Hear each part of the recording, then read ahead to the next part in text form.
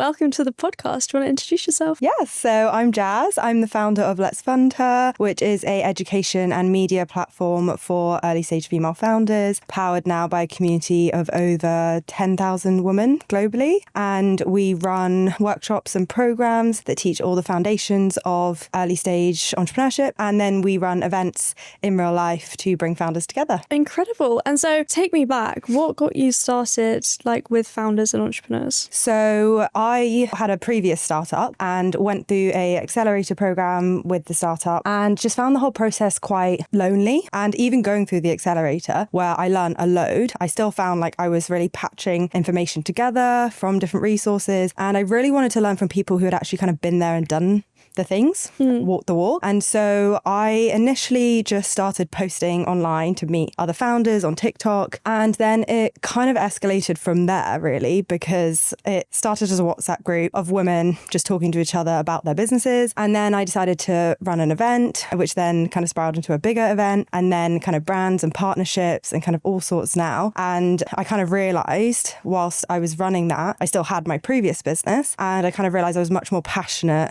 and motivated by this new community and what eventually became this business with Let's Fund Her. And so I decided I'm just going to kind of go all in on this new one. I shut down the other business and was like, I just need to kind of follow my passion, my purpose, and also where I just felt like more of the momentum was. So that's kind of where I've ended up today. Incredible. And so just to take you back a little bit to talk about accelerators, I feel like sometimes there's literally so many different accelerators and you don't know what's a good accelerator, what's a bad accelerator. So what was your personal experience with them? I went through the King's College Accelerator because I had been to King's when I was a student. I did a master's there in entrepreneurship, actually. And then I had gone into consulting for 3 or 4 years. I ended up getting an email from, I think it was their Entrepreneurship Institute, which they send to alumni, and they write about events and opportunities. And they were basically running this pitching competition, which is how I found out about it. So I went to their pitching competition. I ended up winning, and that kind of gave me some validation about my idea. And that's when they kind of got the idea of the accelerator in front of all of us, everyone who had participated. And I'd never really heard of an accelerator up until that point. I asked them kind of, why should I,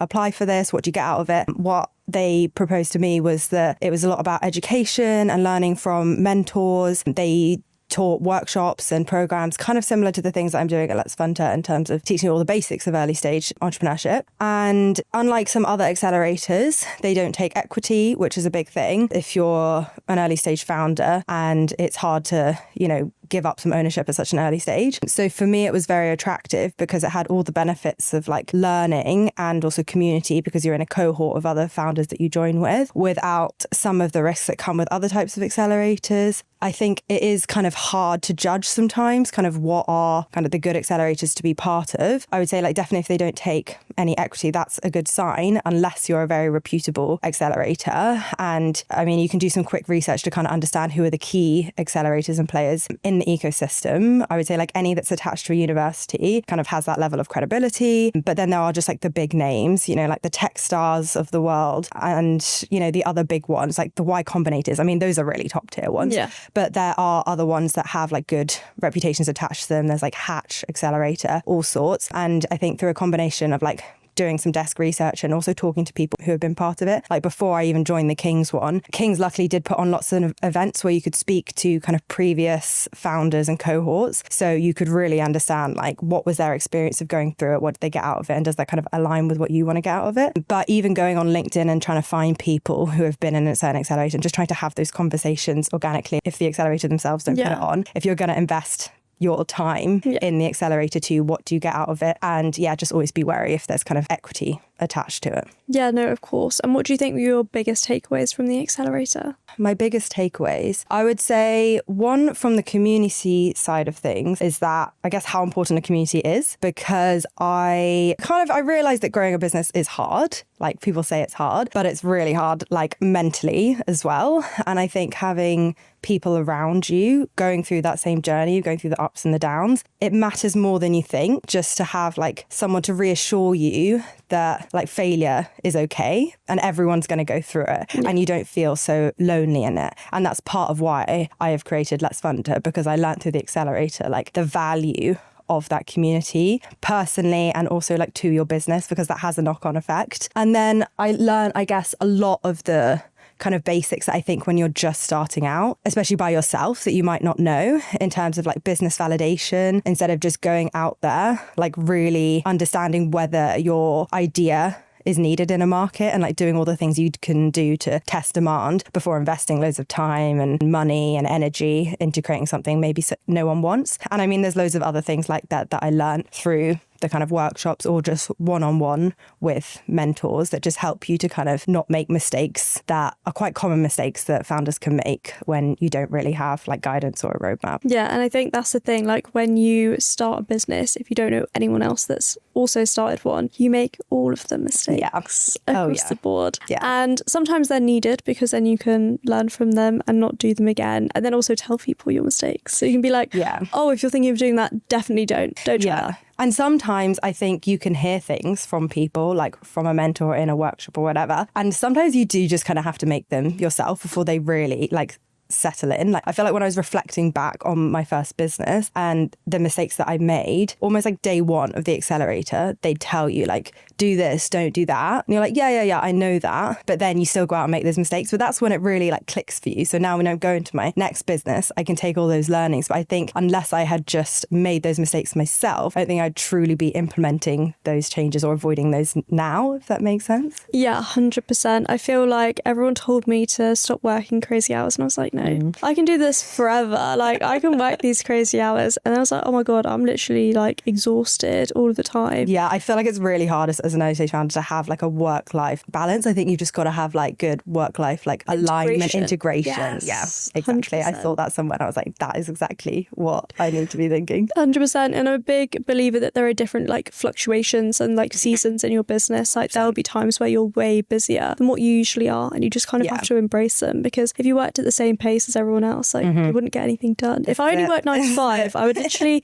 get probably nothing done. Exactly. Yeah. And I know it comes from a good place when people are trying to say, like, have a break, take time off. But you're also like, have you seen my to-do list? I was like, have you seen my calendar?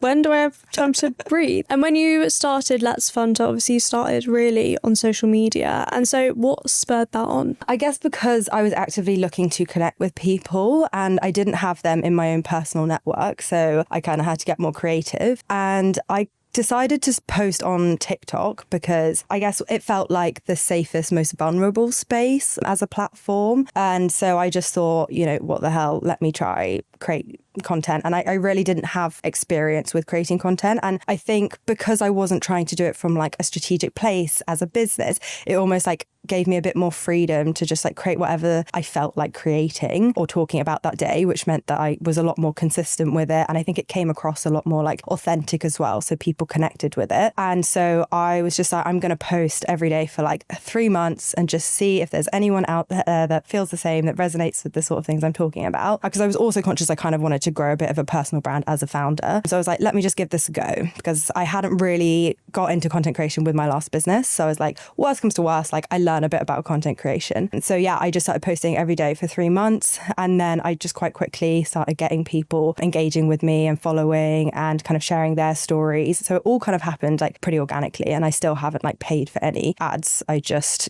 basically put face to camera every day and just post something. And that seems to be working. Oh, brilliant. And obviously, like the name Let's Fund Her is obviously about getting more females funded. Mm-hmm.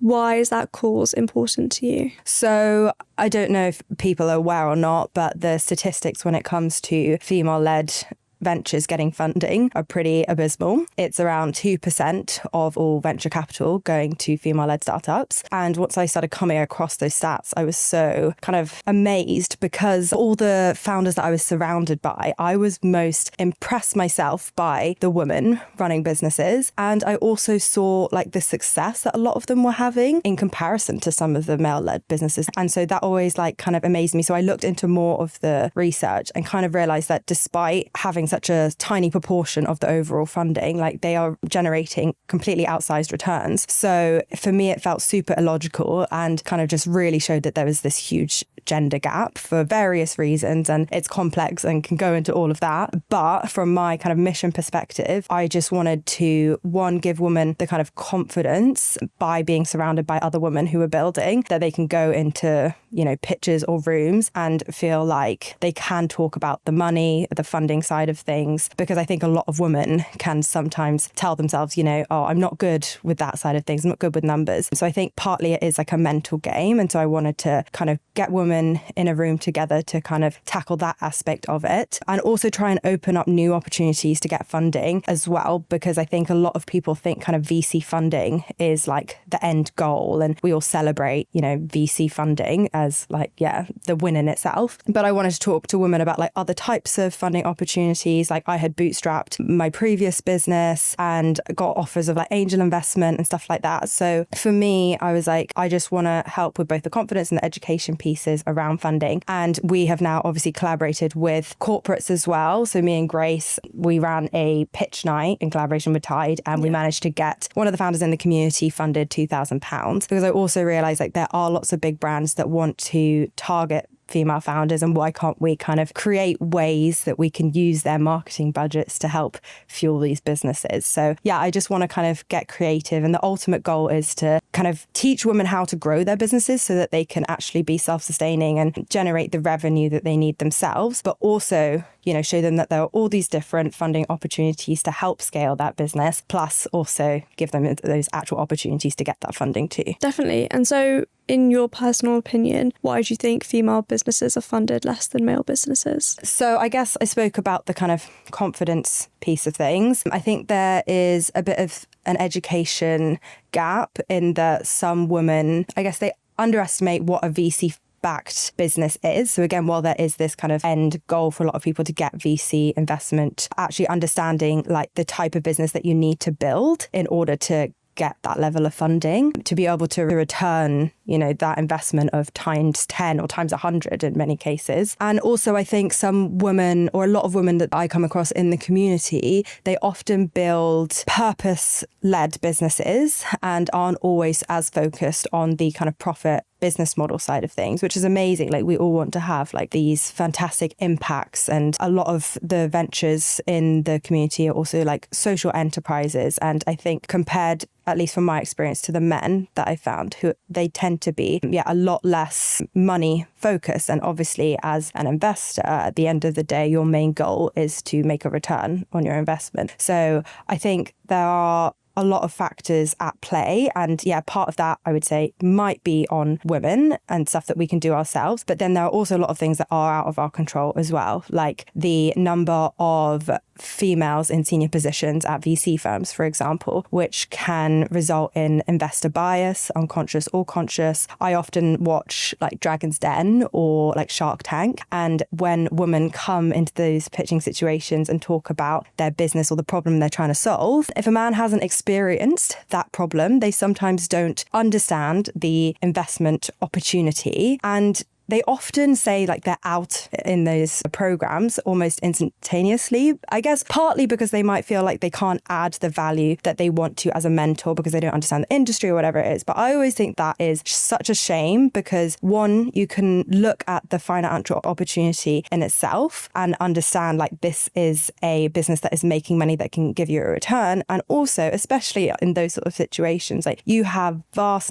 networks of people that you could connect that founder to if they needed the sort of mentorship or information gaps filled. Yeah. So yeah, there's a lot of things at play that I think women can work on, and then also things that at a wider kind of society level we need to kind of look at and try to tackle as well. But I like to almost think that there is something that we can do as well in a way that's sort of comforting, rather than just like, there's nothing we can do. Definitely. And so when you're speaking to female founders in your community, what areas do you feel like there is potentially a lack of education, not through any fault of their own, but more like you don't get it taught at school, or there isn't enough information out there about it? Running a business shouldn't feel like you're chasing after it, but receipts are everywhere. Invoices get lost, and your inbox never stops. Meet Dext, the all-in-one bookkeeping automation platform that puts your financial data right where it needs to be so you can finally build bigger things. Go to dext.com to find out more. I would say it's almost like there's so much information out there nowadays. Like you can go on YouTube, you can go on any social media platform, to be honest. You can also,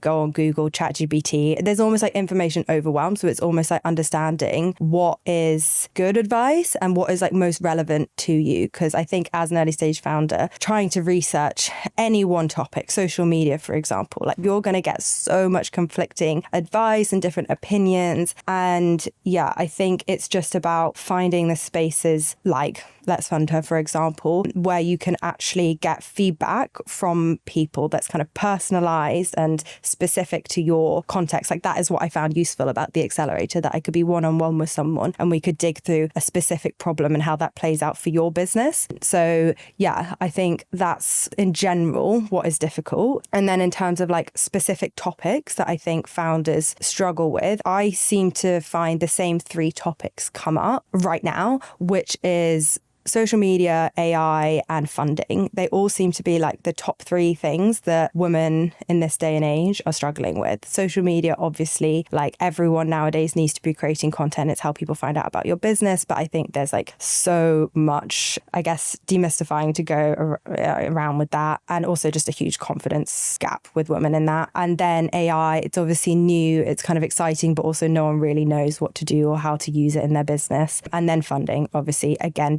and finance, it just seems to be this kind of big black box that maybe we're not taught about generally. I mean, you'll know about this. Yeah. I know you campaign about this, but finance generally, and I think specifically for women, like we're not taught about and we don't self-teach about as much. And so when it comes to like business finance, it's almost like another layer of complexity because, your financial education is so low already. And also I think a lot of women think this is the boring part of the business. I don't want to do it. Well, it's the boring part. Unless you're me and I'm like, oh my God, numbers, so exciting. I definitely think so. And I think when you're trying to get funding, confidence in your numbers is one thing that's of almost like paramount importance. But you don't feel comfortable on your numbers because obviously financial education is hardly taught at school. Yeah. And then an investor will pick apart your numbers and go, okay, tell me your profit margin percentage or where is this figure coming from or how have you calculated this? And actually 9 times out of 10, you don't know because you've put it in ChatGPT to get a nice forecast or you've hired a CFO and they're not in the room with you, with the investor, which can be really challenging.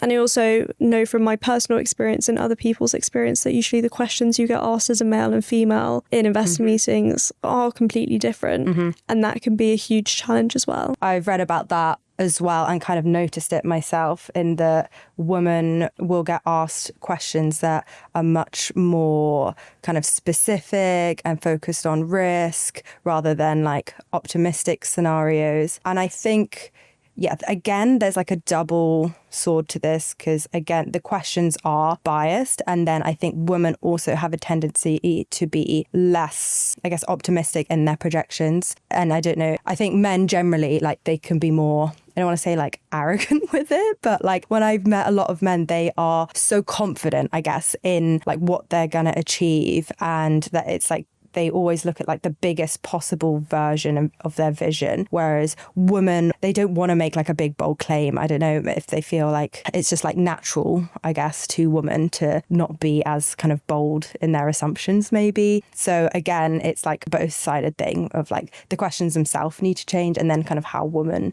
respond to them as well. Yeah, 100%. And so in your community, how are you building confidence with female founders? I would say just being in a room with other women definitely helps their confidence. We have women at like lots of different stages and we often try to bring later stage founders in. So we just did an event with Isabel Pearl, for example. She has grown her business, I think, to 6-7 figures like very quickly as a consumer brand. And I think just being in the room with someone your age, your background. I try to like get a lot of diverse founders in as well. And so you can kind of see yourself in them and feel confident because if they've done it, like why can't you? So I think one, it's kind of just being in a room with other women who are doing what you're doing and succeeding at it. And then secondly, kind of more formal education as well. So we had a kind of confidence coach come in as well and deliver a session where women could openly say in a vulnerable space, like, what I'm struggling with, this is where, you know, I feel like I'm not good enough, whatever it is. And then she helped them kind of like almost therapy style kind of work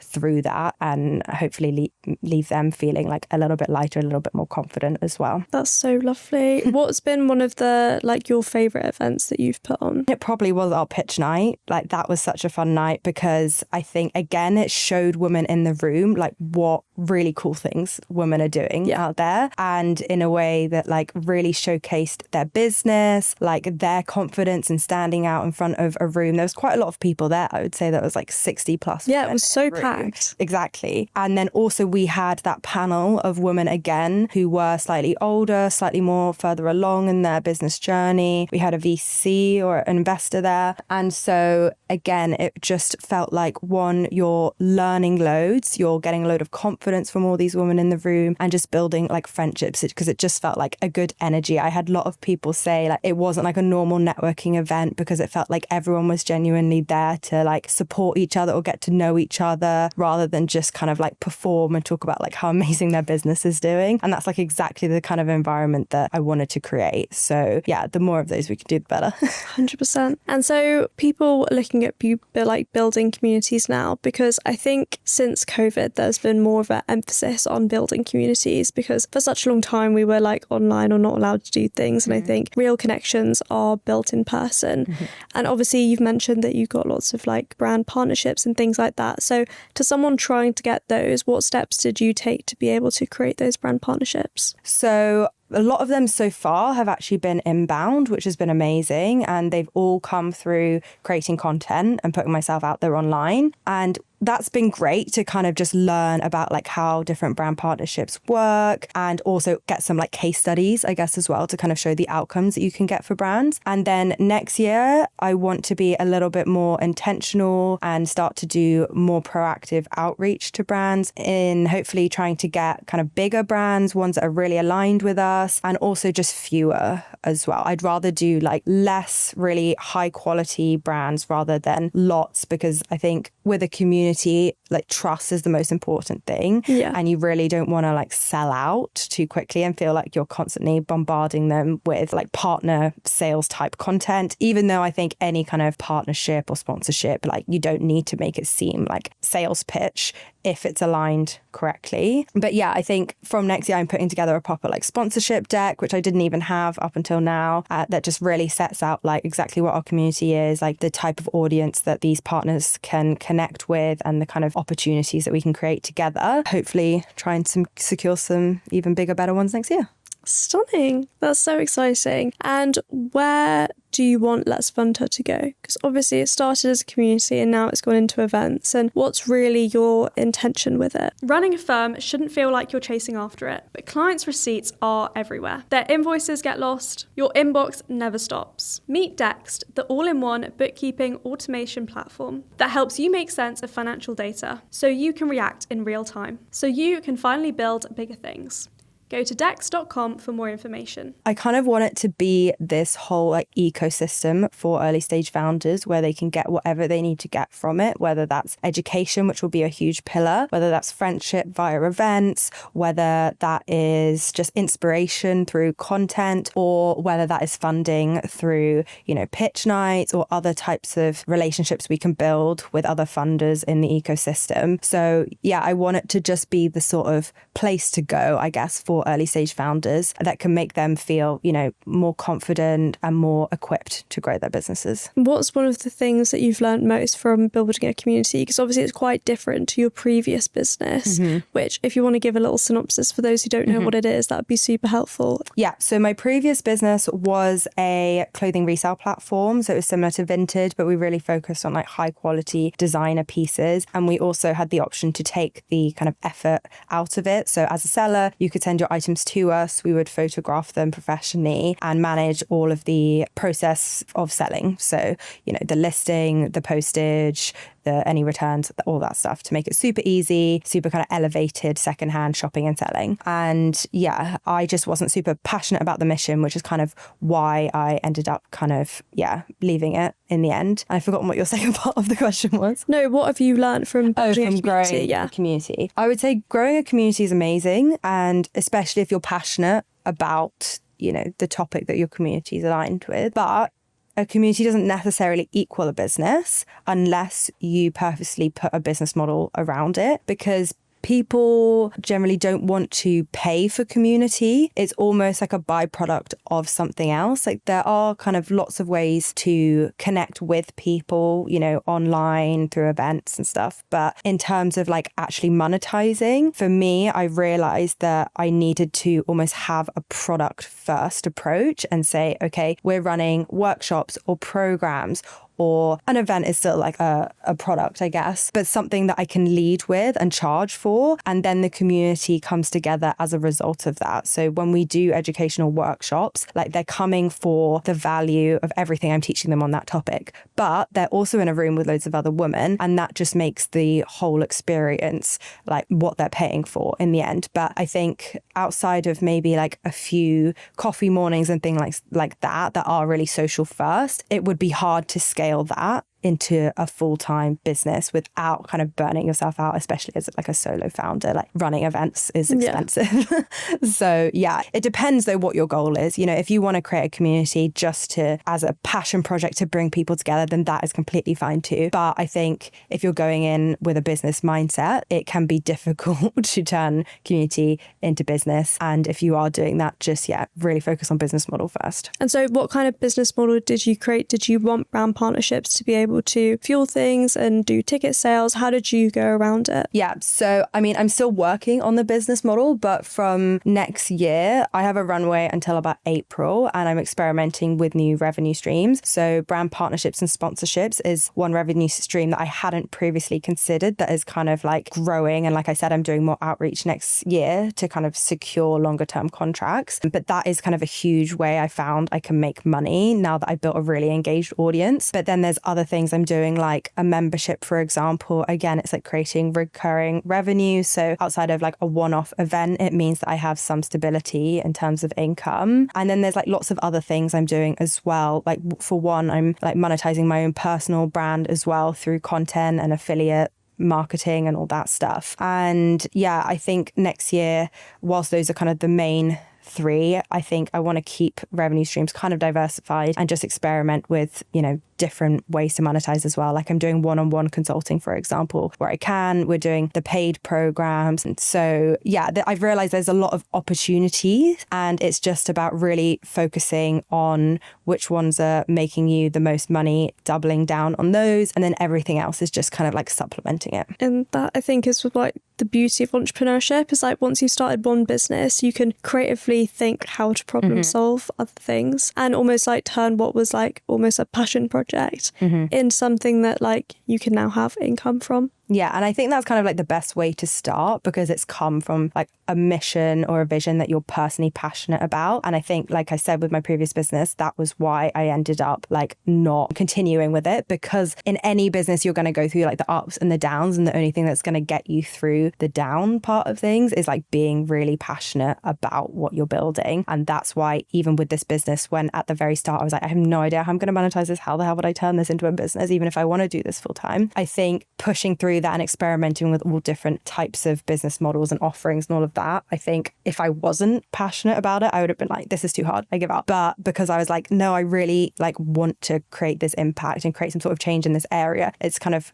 pushed me along to be like, we can figure this out. And I think if you're not passionate, then you just won't do that. No, completely agree. And like, it is those really like tough days where you're like, no, I do really enjoy what I'm going to do, so I'm going to persevere. Whereas if I was doing something I literally hated, I'd be like, I can't be bothered anymore. Let's just leave that one there. And so any females listening to this, what kind of people do you attract into your community? So generally it's I call it a young and fun community. So around 80% of the community is in their 20s and 30s, and generally they're quite early stage, so they'll either be at idea stage or they've just launched, and a lot of them are doing it on the side of a full-time job or parenting. So it's a lot of women who are kind of juggling the first stages of growing their business whilst figuring out how to properly kind of grow and scale into something that they can do full-time. And I think we're just quite like a sociable bunch, people who actually want to have more than a network, like a community of women who support each other. Perfect. And so where can people join and find the community? So on TikTok is kind of our main platform at Let's Fund Her. And we're also on Instagram at Let's Fund Her again. And we have a mailing list and also a WhatsApp group now for kind of more closer updates on everything. Perfect. Well, thank you so much for your time. Really for having me. Thank you.